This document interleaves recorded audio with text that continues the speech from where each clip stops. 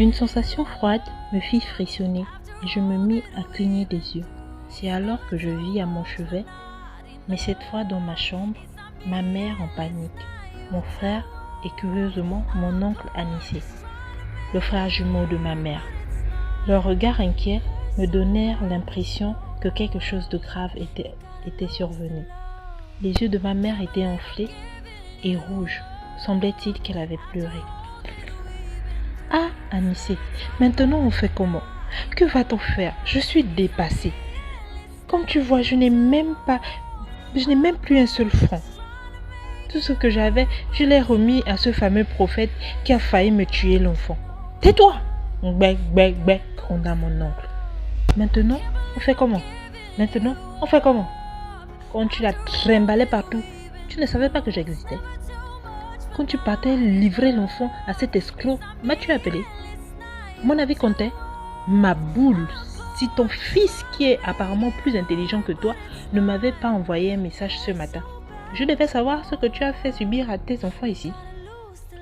Après, vous allez chanter partout dans la famille que je suis sauvage, que je parle mal.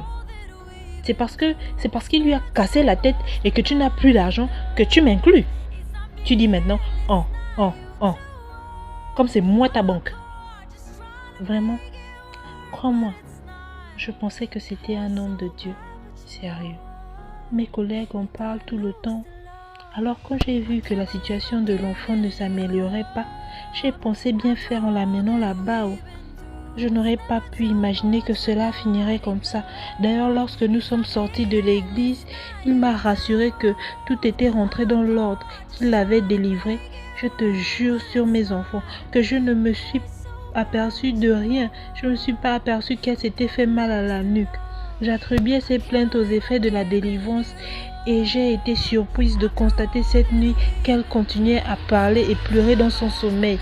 C'était même pire. S'il te plaît, grand frère, aide-moi, supplia ma mère les yeux en larmes. Tu es vraiment bête, toi, Marie. Quand il faut crier sur les gens et faire la sauvagerie, tu deviens Rambo. Personne ne réussit à te calmer. Mais lorsqu'il s'agit de suivre les conseils de tes stupides collègues, là, tu es rapide comme une diarrhée pistolet. Même amener l'enfant à l'hôpital, tu n'y as pas pensé. Après, tu vas chanter comme un oiseau. C'est moi qui ai fait l'école. J'ai le baccalauréat. Mettez-la dans la voiture. Je vais la conduire à l'hôpital.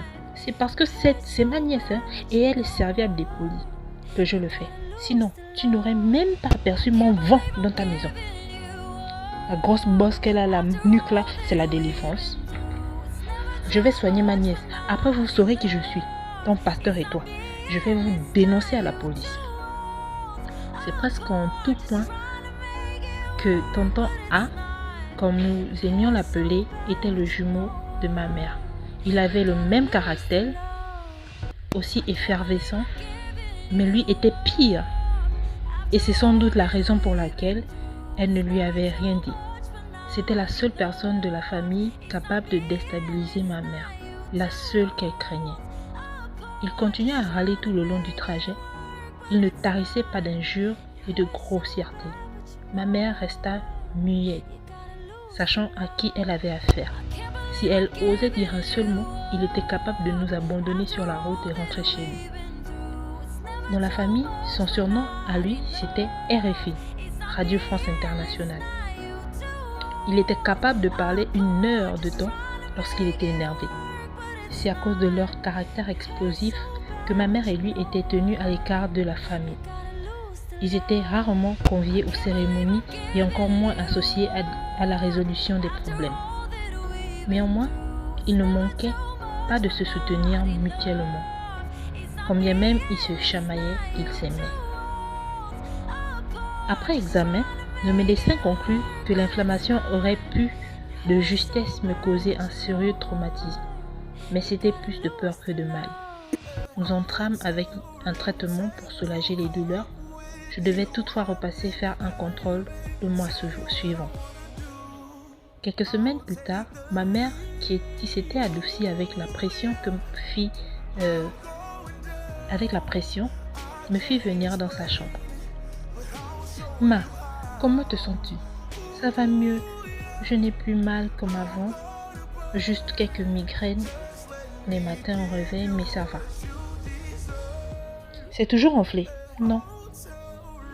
Nous avons eu de la chance. Vraiment, cet escroc a failli te tuer comme la blague. Mon argent qu'il a mangé cadeau là, il va chier ça. Les rêves sont toujours présents, n'est-ce pas? Oui. Je sais, je t'entends Lenny. Mais mon argent qu'il a pris là, il va le regretter. Je dors sur son nom chaque soir. Il ne me connaît pas. Maman, pourquoi m'as-tu appelé au juste? Ah, excuse-moi, j'allais oublier.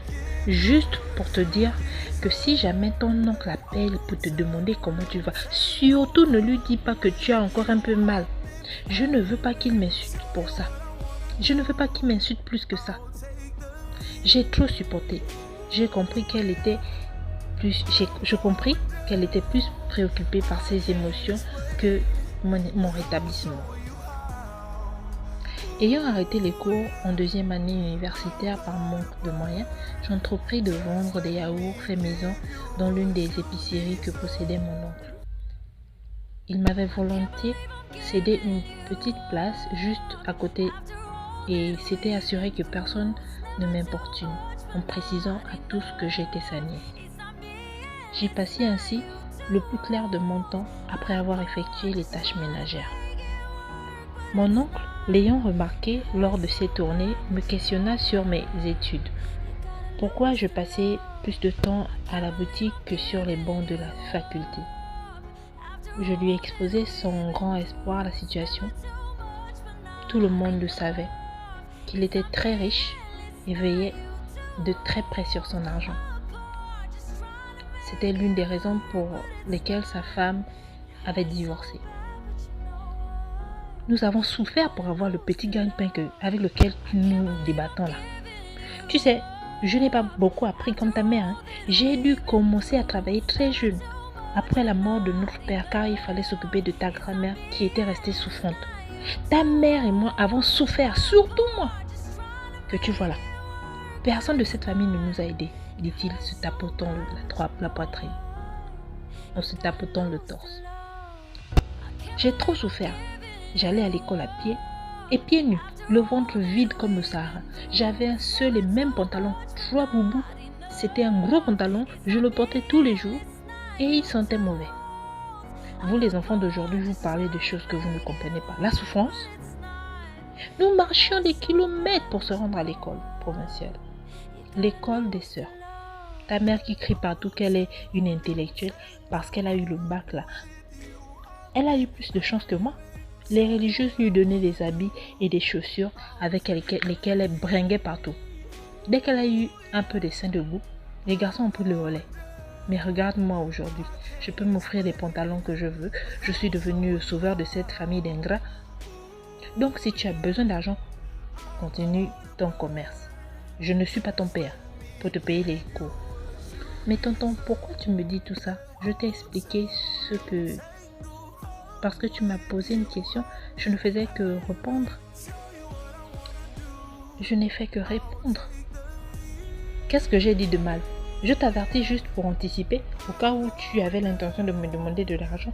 Si tu ne veux pas travailler, tu peux choisir de faire comme ta mère. Ce sont les copains qui l'ont poussée. Le travail qu'elle a, et même la maison dans laquelle vous ronflez là. Ce sont ces mêmes copains qui payent. Nous pensions l'épisode du faux prophète passé, jusqu'à ce qu'un matin, aux environs de 10 heures, ma mère rentre du travail affolée, alors qu'elle était censée terminer à 16 heures. Ton oncle a encore frappé. Et je ne sais pas ce qu'il me veut. Mon propre frère, cet homme va me tuer. Ouah, Anissé veut me tuer, oh, se mit-elle à crier dans la cour, jetant son sac et ses chaussures, ce qui attira le voisinage qui se rassembla autour d'elle pour tenter de la calmer. Ma mère avait tendance à se donner en spectacle pour un rien. J'observais donc la situation avec calme. « Que se passe-t-il, ma fille ?» demanda le bailleur qui s'était joint aux autres. Je n'étais pas stressée car je savais que ma mère et son frère pouvaient faire d'un simple malentendu un scénario aux allures de drame et se réconcilier le lendemain. Leur querelle était pour moi le fameux doigt à ne pas mettre entre l'écorce et l'arbre. Je continuais à charger mes yaourts dans la glacière pour aller à l'épicerie comme d'habitude. Papa, mon propre frère veut m'emprisonner. Il a porté plainte contre le prophète et moi. J'ai reçu une convocation de la police ce matin. Comme une criminelle. Il veut m'enfermer à cause de mon propre enfant. Pouvez-vous le croire, papa? Je me rapprochais, un verre d'eau en main. J'ai réalisé que cette fois, c'était peut-être plus sérieux. Prends un peu cela pour te rafraîchir. Tu es trop énervé. Ce n'est pas bon pour ta tension. Tu le sais bien. Regarde comme tu transpires. Tu es couvert de sueur. Garde ton eau. Je n'en veux pas. C'est toi que je suis venu chercher. Je vais me doucher. Dès que je sors, on y va. Tu dois blanchir mon eau. Je suis ta mère. 9 mois de malaise. Des années de sacrifice. Je t'ai élevée toute seule. Je dis bien seule. Sans l'aide de personne. Même pas ce margouillard au ventre rempli de mousse de bière qui allonge sa bouche parce qu'il a dépensé 30 000 francs CFA là. J'étais aussi confuse. Pourquoi mon oncle avait-il agi de la sorte? Il avait certes mauvais caractère, mais il aimait sa sœur et jamais il ne lui aurait causé du tort sans raison valable. Il m'avait une fois dit être repassé faire établir un certificat médical le jour où nous nous étions rendus à l'hôpital. Je me rappelais qu'il était passé filmer ma nuque le lendemain du 10 jours, alors que ma mère était au travail. Je n'en avais pas parlé car je ne m'imaginais pas qu'il avait de telles intentions. Une fois au commissariat, les choses furent plus claires pour le plus grand soulagement de ma mère. Mon oncle avait effectivement porté plainte, mais uniquement contre le fameux prophète. Maman était convoquée en tant que témoin pour relater les faits et confirmer la version donnée par mon oncle. Ma mère ne se fit pas prier et se défoula en extrapolant ses explications.